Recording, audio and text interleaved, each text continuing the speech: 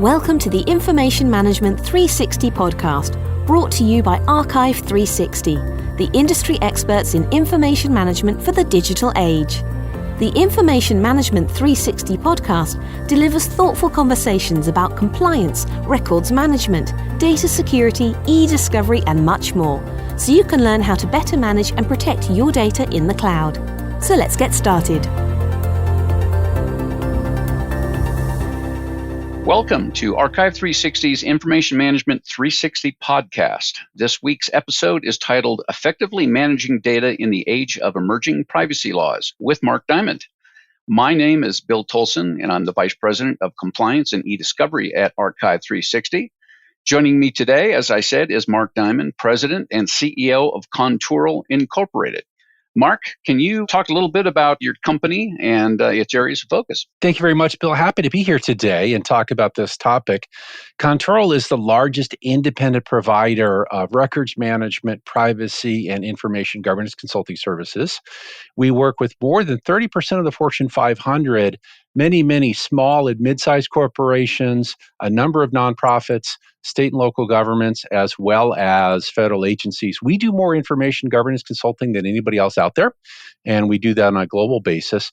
We're independent. We don't sell any products. We don't store any documents. We don't do any reactive e-discovery. And so our clients really appreciate the fact that when we talk about technology or make a recommendation, it's based on their needs, not because we've got some product we're trying to sell them. And we can talk about products today. And we're very independent. Thanks, Mark. Really appreciate it. And I know Contoural is involved in lots and lots of great companies. I know firsthand. But to the audience, the topics that Mark and I will be discussing today include information governance, information management, data minimization, data privacy, and how it will affect information management.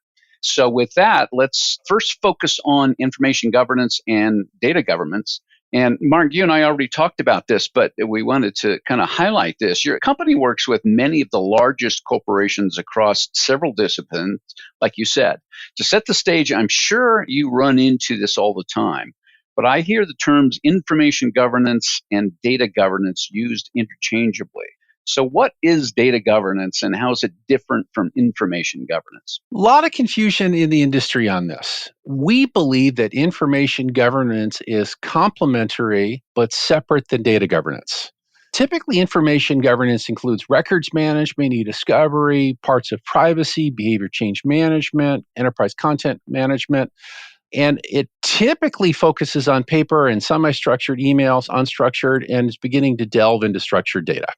Information governance is really programs designed to ensure compliance, reduce risk, reduce cost, make individual employees and groups more productive.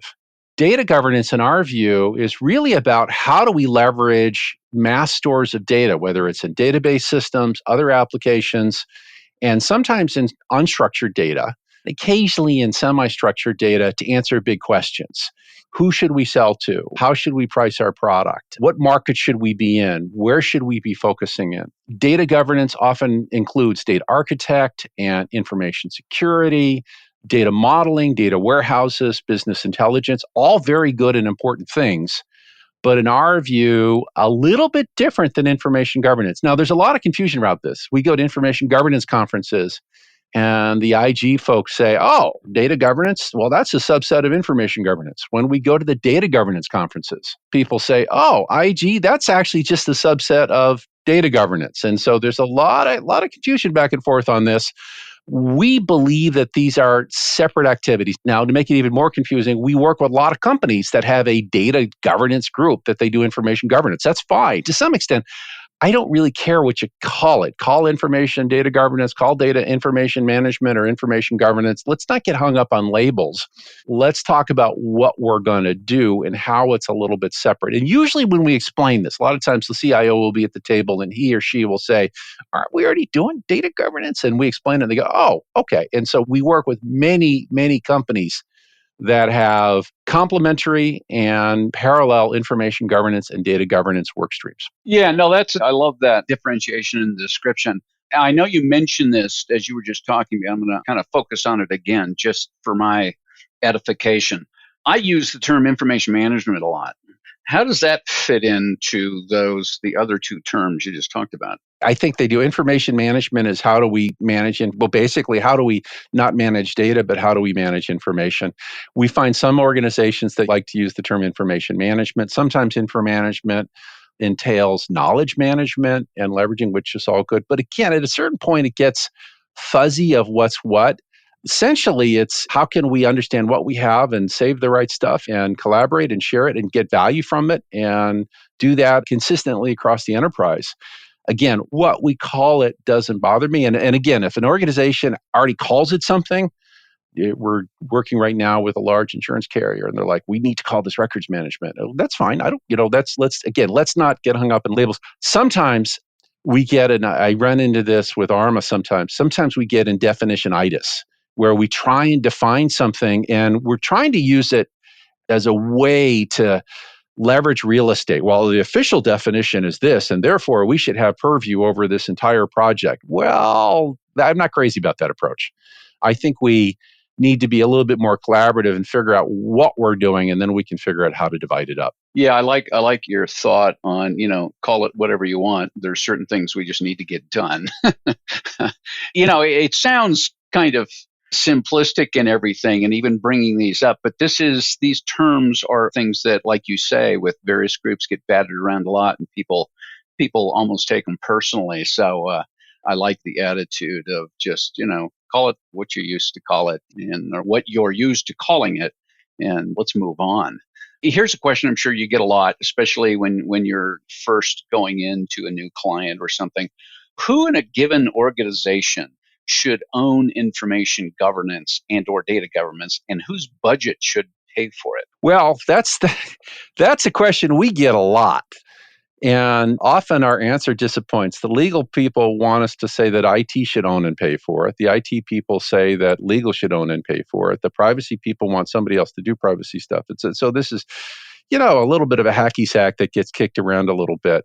Let me talk about who doesn't typically own it. There's been a lot of discussion in our industry about the Chief Information Governance Officer, somebody who has both line responsibility and budget responsibility for all aspects of information governance. I call that the Sasquatch of compliance. People have there's pictures of information governance, true information governance officers.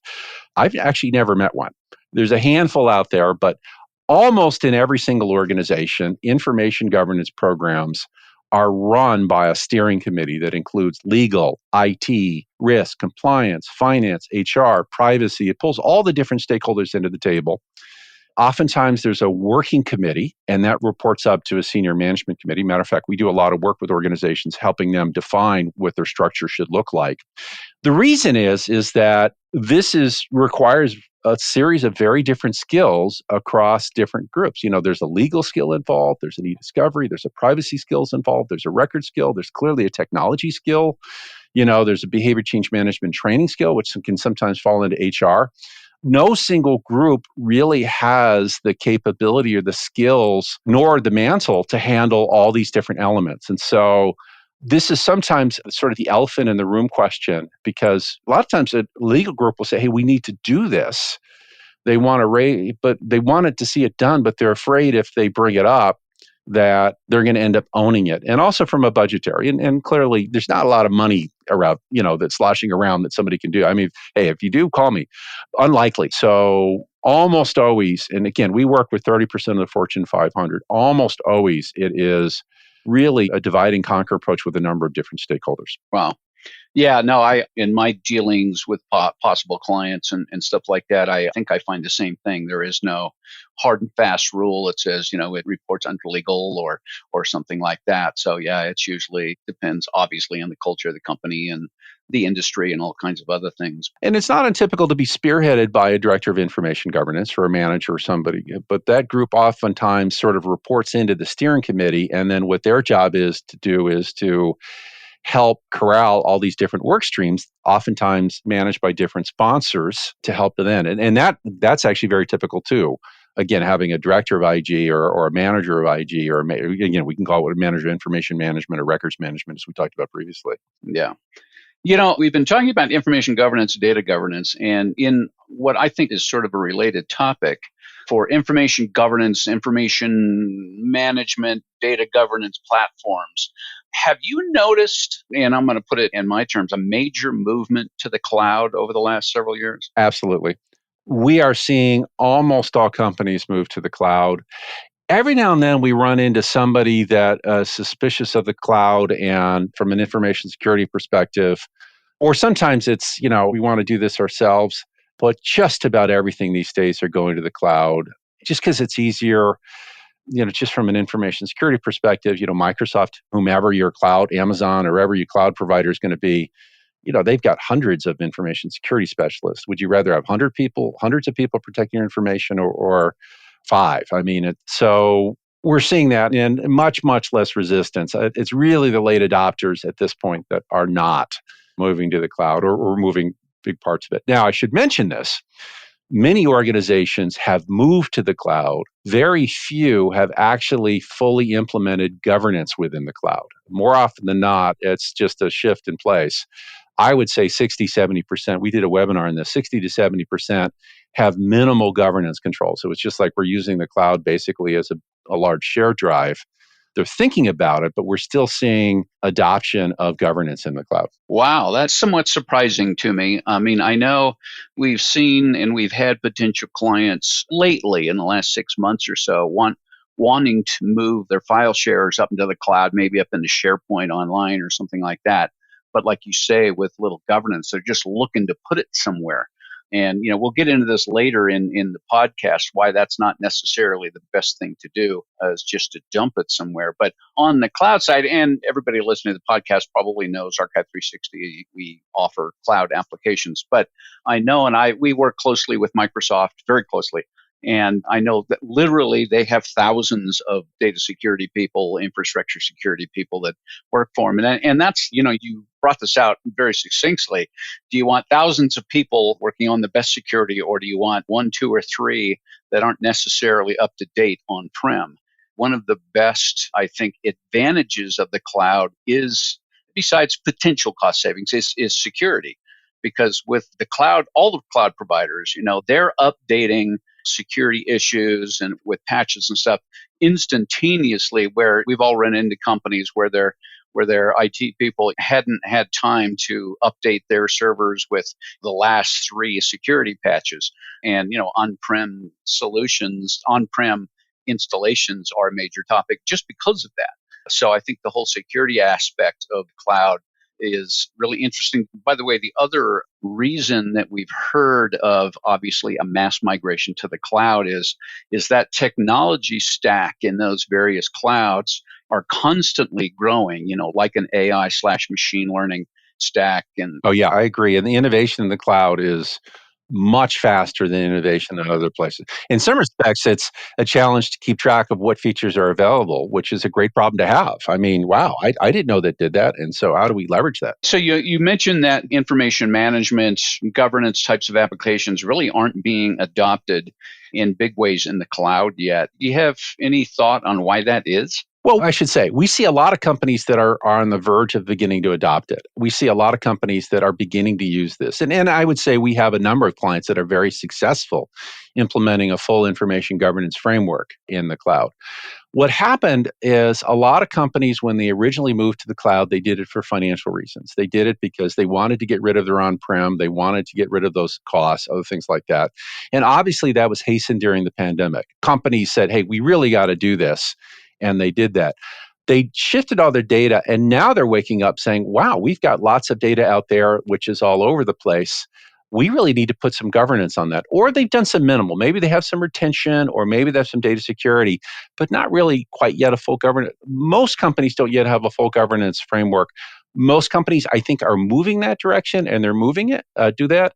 To be honest, I think a lot of the IT groups are just getting a breath of air after all of the work from home and other challenges they had during the pandemic. Now they're putting this as the strategic roadmap, and we are increasingly seeing companies that are approaching us now to do fairly large governance projects in the cloud for 2023. So I think it's more of a timing thing at this point and sort of an adoption, but we're entering in product adoption. Lifecycle talk is sort of the early majority or main majority for implementing governance in the cloud. Wow.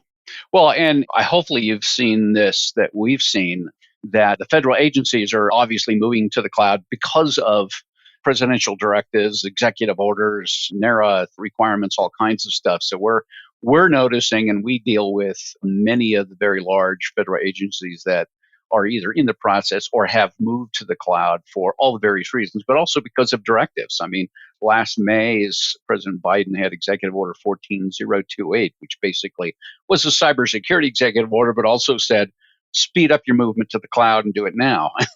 So I think the federal space is very active, especially with federal clouds and all kinds of other stuff. But it's been, I think in the last year or two, it's been almost a stampede for federal offices and agencies moving to cloud for cyber security and all kinds of other reasons. No, I agree. And we're seeing that too. And it used to be that a lot of federal agencies were laggards. We're actually dealing with a State Department who historically state government has been a late adopter. They're cutting edge. They're actually doing some really good stuff. So we're not seeing it limited, as you say, just to the commercial space. So maybe they'll be able to respond to a FOIA request in time now. Oh yeah. Well, some of them are actually pretty darn good. I mean, I'll say that, and I can be a tough critic sometimes, but no, actually, you're good. Good. Yeah, I know several years ago, before the pandemic, there were major federal agencies that were response laggards when it came to FOIA, and I'm not sure what lit a fire under them. But yeah, like you say, I've done many webinars and some podcasts and other things around specifically for federal agencies around FOIA response and things like that. And by the way, for everybody listening, FOIA is Freedom of Information Act. But it's Sunshine Laws. Yeah, and it's all the states have them. I think almost all governments have them by law. But with the pandemic and potentially a lot of agency personnel being not in the office, but all of this data is still flowing around, I know I had several agency people tell me it was much harder to track down information requested in FOIA because of the potential, all the data being spread around in all kinds of different areas that they weren't used to. So I think that's coming back. So let's focus a little bit more on kind of a subset of information governance, data governance, and that's data minimization. And I'm going to relate this to privacy laws, but there are other reasons for data minimization, and please mention them, Mark. But a core principle of GDPR Article 5 and California's CCPA/CPRA and several other state privacy laws, as well as foreign privacy laws, is data minimization. So Mark, can you just define what data minimization is? Data minimization basically says there's certain types of sensitive information in the world of privacy, specifically personal information, that limits how long you can retain it to a legitimate business purpose. It says you can have this, but you can't keep it forever. And so companies are now beginning to realize this is, in Europe, there's some specific 8 rules that sort of define what makes a legitimate business purpose. California tends to be a little bit more fuzzy, and the other emerging state privacy laws, it's a little bit more fuzzy. But overall, it says some of your information is sensitive information and you can't keep it forever. And there are other rules associated with that we've talked about. You have to, if somebody asks for what you have on me, can you do a subject access request and be able to produce it? Can you delete your information on me? I don't want you to have it anymore, being able to delete it. And I think that most US companies haven't really woken up yet to the realities of implementing privacy programs. Let me talk a little bit about what I mean. Privacy, most companies have notices on their website, which is great. They sort of know what personal information they have, but many don't realize that their personal information exists in many, many places throughout the enterprise. When we go in and do a personal information inventory, and we do a lot of privacy services, typically the client will say we have X amount, and we find that they have 2X or 3X of what they actually have. So they have a lot more information, personal information, in a lot more places. Too often they think, we're just going to look at our customer database. Well, yeah, that's good. You have an application, but typically personal information can live in unstructured data, in files, in emails, excerpts of databases, all these different places out there, which is all these rules don't say, just track it in your largest databases. You have to find it wherever you are. And we're now beginning to see organizations waking up to the realization that we got lots of stuff all over the place, and it's becoming a big issue. We're dealing with a client right now they're working with a works council. They have a subsidiary in Europe, and one of the works council in Europe is basically saying, for their internal group data transfer agreement, Germany is saying you can have information on German employees and you can transfer it to a less secure, less rule-following place in the United States. But we have to have an agreement of what you need to do. And increasingly, like this company is realizing, is that they have to update those transfer agreements, and Europe is getting much stricter, saying, "Oh, tell me how are you doing? Telling you what you have." And so there's a potential that's, especially within the 6 to 9 months, a lot of U.S. companies are going to face minor crises when they can't move their European data to the U.S. We're going to see a similar crisis, we think, in California. I can talk a little bit about that, not necessarily from the regulators, but from the employees. But the rules are new sheriff in town that says you can't keep personal information forever. You have to know where you have to have it, and you've got to delete it after a reasonable amount of time, and you have to delete it when somebody requests you. And there's some exceptions to that, but the whole landscape is changing. Well, and data minimization is an ongoing process. It's not a one and done. It's not a defensible disposition type of process where you look back at the 100 terabytes worth of data sitting in file shares somewhere and say, what should we get rid of? Versus, which I think is an excellent process, and I've done that in the past. But data minimization, and tell me if you agree, is kind of like a forward-looking, ongoing thing. What data do we constantly need to be getting rid of? And like you say, and I focus mostly on privacy laws and PII and stuff, but it can be any data because, you're taking up space, you're potentially affecting employee productivity because the more data you have, the longer and harder it is to find very specific things. On the legal sense, that data, some piece of data might actually turn out to be a smoking gun that should have gotten rid of because it was expired 3 years ago. All of those kinds of things mean, it's basically ongoing data hygiene, right? Yeah, companies are rediscovering the challenges of managing data. We are seeing some of the privacy teams out there that are coming out with data retention policies. And these data retention policies are policies that say, here's our personal information and here's how long we can and can't keep it. Well, a couple things. Most organizations already have data retention policies. They're called records retention schedules. Data retention policies and records retention schedules, although a data retention policy may focus exclusively on personal information, they're essentially the same thing. We think it is a bad practice to have a separate data retention policy that is separate than a records retention schedule. What we're seeing is organizations are privacy enabling their records retention schedule. They're having in their schedule both legal and regulatory requirements, business value, but also lists which of their data information has personal information associated with that. And they're also putting in the policy a business justification process. You are allowed to keep personal information longer than a legal or regulatory requirement. Let's say the rules say that this is a record we need to keep 4 years. You can make for employee data, you can make an argument saying we're going to keep it for 6 years. But you have to document why you feel that way and what your business justification is. And by the way, it has to be reasonable. You can't say we're going to have it for 10 or 15 years. By the way, we don't, do we call this a data retention policy? Do we call this a records retention schedule? I don't care if you call it a potato. I mean, let's not get hung up on labels.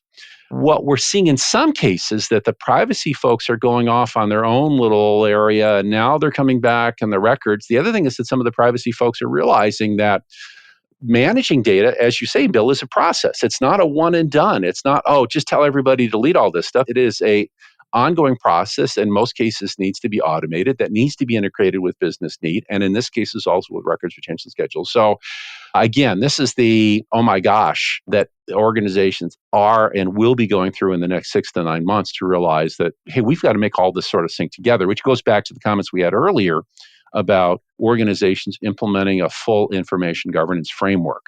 When we talk about managing data, we need to manage it for records retention. We need to manage it for sensitive information, including privacy. We need to manage it for data security classification. We have to have it for business value, for productivity and collaboration. So there's all these factors going into managing data. And if you silo it, if you just do one, you're either going to make it very cumbersome and you may also develop conflicts. And so it's sort of this big picture view that organizations are beginning to realize, hey, we need to address this. Yeah. And well, like we mentioned a couple of minutes ago, the newer privacy laws are starting to document data minimization as as an ongoing requirement. But also on the legal side, there was just in October of this year, there was a case that was settled, basically IMED Vision Care versus the New York Department of Financial Services. And it related to a breach in 2020 that exposed consumer information, PII, to an unauthorized individual, obviously a hacker, cyber crook. In this consent agreement, IMED agreed to pay the Department of Financial Services a $4.5 million penalty, in addition to implementing a bunch of mandatory additional security steps. And those security steps kind of called out their various failures. And there were four main failures. Failure to implement and maintain multi-factor authentication. We've all run across that. I think it's a great practice. It's not foolproof, but I feel better having it there. The second one was lack of adequate risk assessments, which I'm sure that Contour probably does. Correct, Mark? Yep. Okay. Third one was failure to limit user access privileges, which kind of makes sense. But the fourth one was they had insufficient data disposal policies and procedures, were referred to in the consent order as data minimization. They were basically, one of the mailboxes just collected lots and lots of stuff, and it had PII going back 6 years. And the judge said, no, you didn't need that stuff. You should have gotten rid of it. So again, if you're curious, it's IMED, the Vision Care case. Just do a search on IMED and you'll see this come up. But the consent order is really interesting, the way the judge goes into it. I just did 2 webinars, one with DLA Piper and then another one with a legal consulting company on the East Coast about data minimization. And we had but we had a lot of interest from registries and stuff like that. So it's obviously something on people's minds. Mark, do you have potential clients come in and say, hey, we're looking for direction around data minimization? All day. The culture of records management has been, we're going to be compliant with we're going to basically save everything forever. Oh, by the way, in saving everything forever, because most records retention rules declare that you have to keep something for a minimum period, people go, oh, good, we're compliant. That's fine. Well, as I said, there's a new sheriff in town. If you have lots of data all over the place, some of it may be subject to breaches, and some of it may run afoul of these privacy laws. And I would say that I think the breaches, we're seeing it. We've had some major breach cases in the last 3 or 4 years, both credit card companies and retailers that have faced major, and that's really gotten companies' attention. I'll say something a little controversial. I don't think we've really seen the shoe drop in the world of privacy. We've seen a few fines out there for privacy. You mentioned that New York Department of Financial Services for breach notifications. We think that most companies haven't really believed that bad things are going to happen to them in the world of privacy. Many U.S. companies have not. I think Europe, it's a different story. They're like, well, these privacy laws are really designed to go after Facebook and Google, and yeah, they may go after us or may not, but yeah, I know we got a lot of data. No, we haven't quite done this. I think that's going to change from 2 aspects, both from a regulatory aspect. I think that the regulators are, and we're beginning to see it, are really going to step up their enforcement, saying, listen, you've had enough time, you've known about this stuff, get this stuff done now, or they're going to start finding or doing other things. There's another driver associated with this that I think will possibly have a bigger impact, especially in California. So in Europe, whenever there is any employment action, a reduction in force or something like that, all these employees are beginning to make all of these personal information requests. Hey, tell me what personal information you have on me. Can you show it? And the companies are going, what the heck's going on here? What's happening is that they're raising these personal subject access requests for their personal information, basically to create pain on the company in order to get a larger unemployment settlement or separation agreement or whatever, trying to use it as leverage out there. We're seeing that happen in Europe. I can easily envision, and I'm not happy about this, in California, employees that go through any type of employment action in California saying, by the way, have you got all my personal information? Have you deleted it? Can you justify it? And it's doable if you're ready for it, but a lot of times we find personal information all over the place.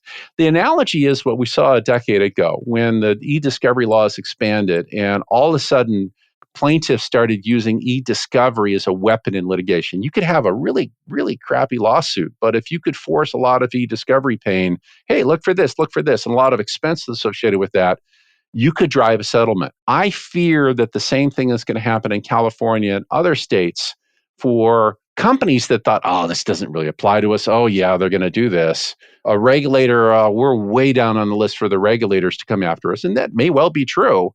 But pretty soon, employment lawyers representing laid off employees or RIFT employees or terminated employees are going to start using this as a weapon. And I think we're going to see that in Q1 and Q2 and Q3 of 2023. Well, and that was one of two thoughts I wanted to close out the podcast with, or two discussions. One was you just mentioned, sort of, and I term it as DSAR, or Data Subject Access Request, which is a right in all the privacy laws. But I see an upcoming DSAR weaponization. And like you just described, Mark, but also I can see hackers, ransomware people, all kinds of nasty individuals flooding a company with DSARs. And a company has to respond to them, because if they don't, and it's a real DSAR, then they start getting into a lot of trouble. So you can imagine potentially a company that's receiving 2, 3, 4 data subject access requests per quarter, all of a sudden getting 1,000.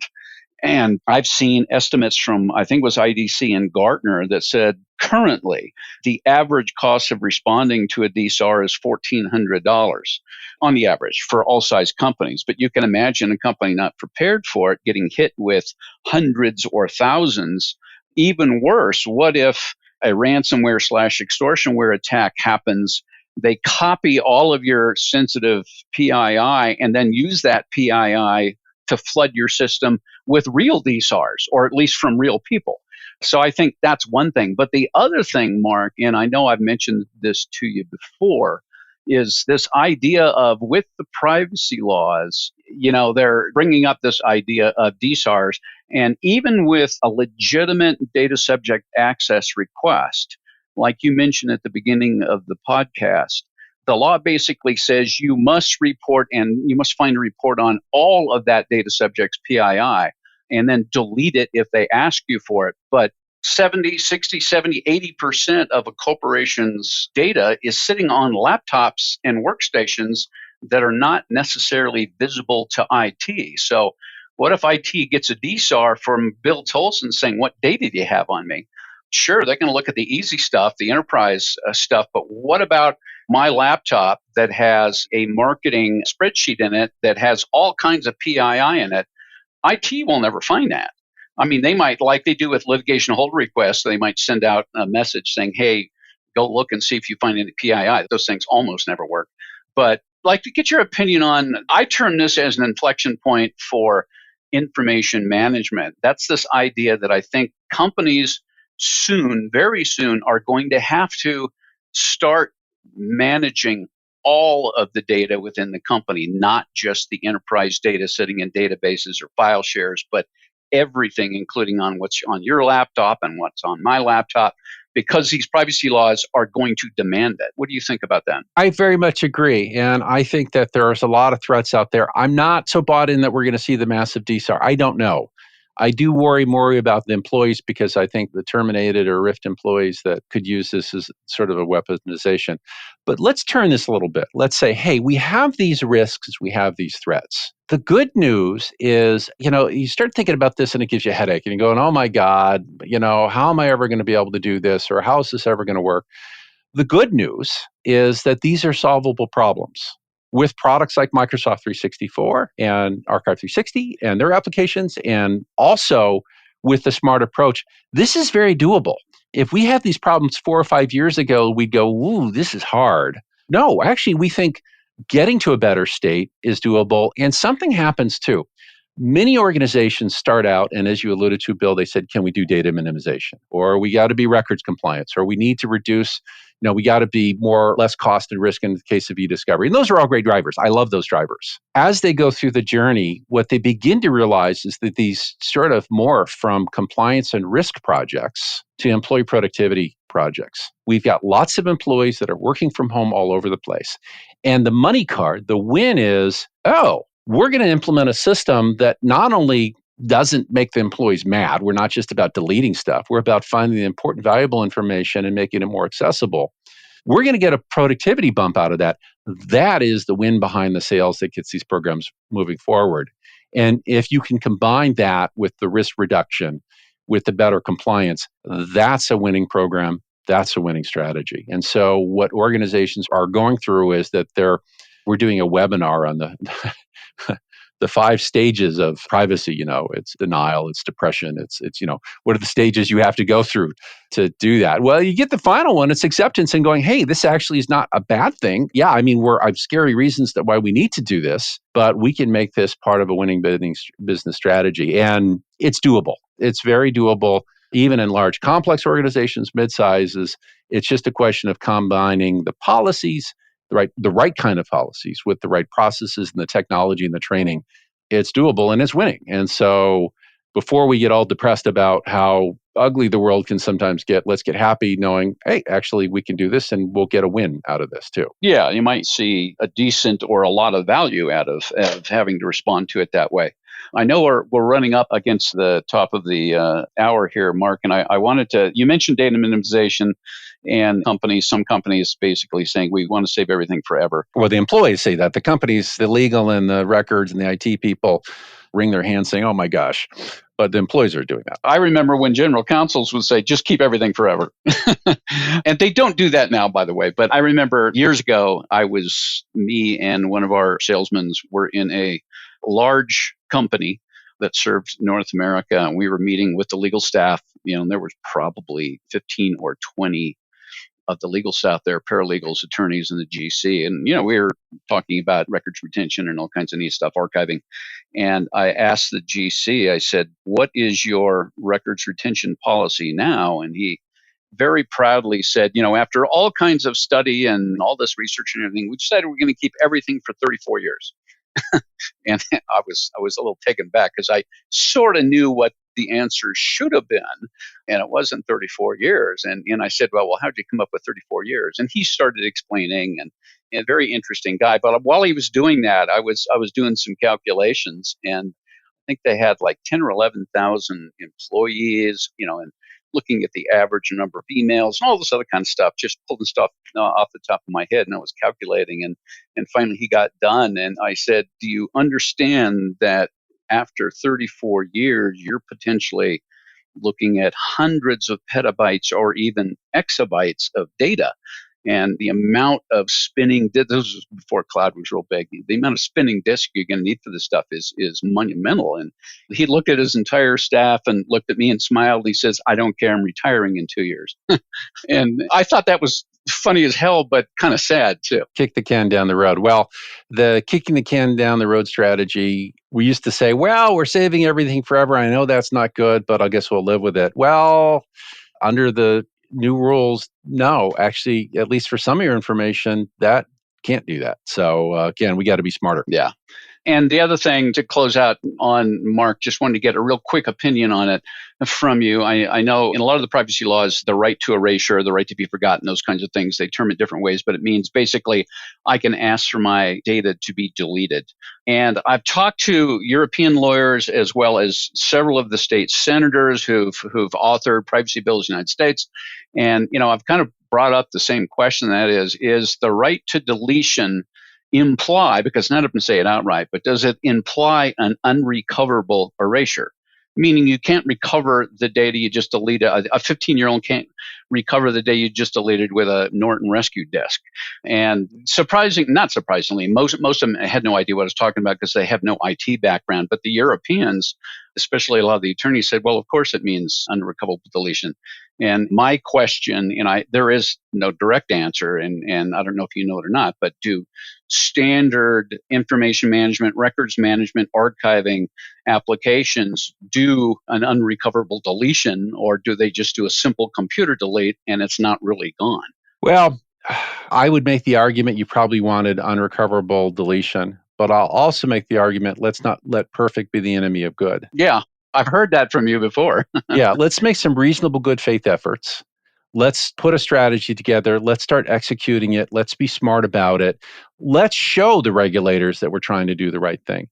One of the challenges right now, there's still a fair amount of non-prescription, especially around the worlds of privacy. What do? Well, let's make a decision and do it. And we can always change it later, but I'd rather have you attack a gray area and do something consistently, albeit a little bit wrong, but it was based on reasonable good faith efforts, than waiting for the perfect clarity, which will never happen. Yeah, I know intent goes a long way with some regulators. So making that attempt at doing it is a good step. So, Mark, I know we're out of time, and this will wrap up this edition of the Archive 360 podcast. I really want to thank you for a really enjoyable but interesting discussion today on, the subjects of information governance, data governance, privacy. I learned a lot, and I really appreciated it. If anyone listening to the podcast has questions on this topic or others, or would like to talk to a subject matter expert, please send an email mentioning this podcast to info, I-N-F-O, at archive360.com, or you can directly email me at bill.tolson, T-O-L-S-O-N, at archive360.com, and we'll get back to you just as soon as possible. You can also email Mark at Contourl with questions that you want to pose, and his email address is info, I-N-F-O, at Contourl, CONTOURAL.com. Also, check back at the Archive 360 resources page for new podcasts with leading industry experts like Mark Diamond here from Contourl on a whole variety of subjects, including data security, data privacy, information management and archiving, records management, and the list goes on. But I want to thank everyone for listening today. And Mark, especially, I want to thank you for taking the time. It was really a great discussion. My pleasure. And I'll just close out by saying that this feels hard, but it's still, listening to this, it sounds like a lot, but it's doable. And so we wish you success as you tackle these issues. Thanks. Thank you for joining us today on the Information Management 360 podcast, brought to you by Archive 360, trusted by organizations worldwide to manage their data in their cloud under their control. To subscribe to our show or to find out how you can address today's challenges in information management, visit archive360.com/podcasts.